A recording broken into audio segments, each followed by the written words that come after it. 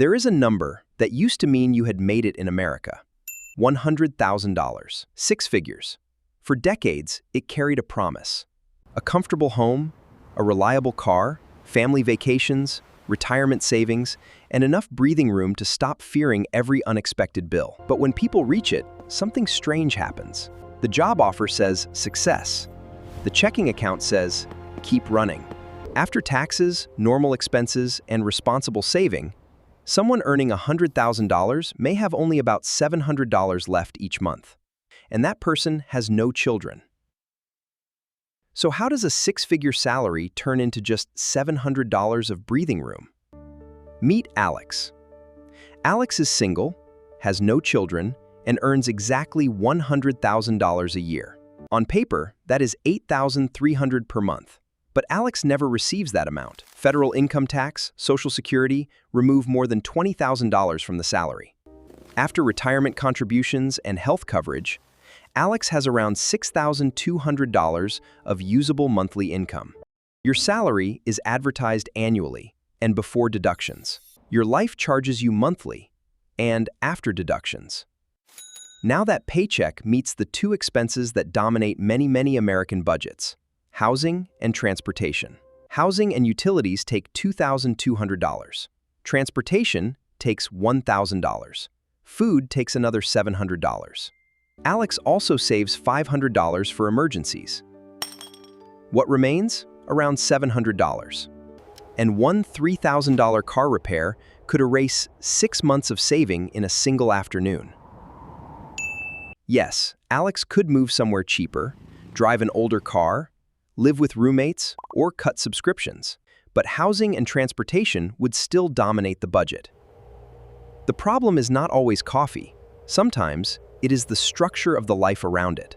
$100,000 still buys comfort. What it no longer creates automatically is margin for error. Alex's budget is only half the story. The meaning of $100,000 was created decades ago and never updated. Using the Consumer Price Index, $100,000 in 1990 would require about $256,000 today to preserve similar purchasing power. Turn it around, and $100,000 today buys roughly what $39,000 bought in 1990. Same digits, different purchasing power. The number stayed frozen, while the cost of the life attached to it kept rising. But inflation explains only part of the feeling. The second part happens inside us. A raise may feel like freedom at first. Then the apartment gets nicer, the car gets newer, and more meals are ordered. Soon the raise becomes another set of automatic payments. A raise feels like freedom until it becomes a payment. This is lifestyle creep. Upgrades quickly become normal, and giving them up starts to feel like moving backward.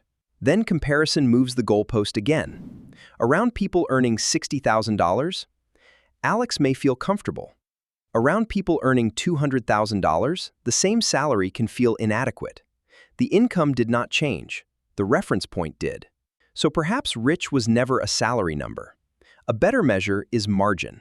After taxes, housing, transportation, healthcare, debt, and saving for the future, how much choice remains? Can you handle an emergency without borrowing? Can you leave a bad job without panicking? Can you save without every month going perfectly? That is what a powerful income should buy. Not just better things. $100,000 is still meaningful. It can buy comfort. What it no longer guarantees is control. The offer letter shows how quickly money enters your life. The margin left at the end shows whether you are moving forward. And that may be the only number that really matters. What number did you grow up believing meant you had made it?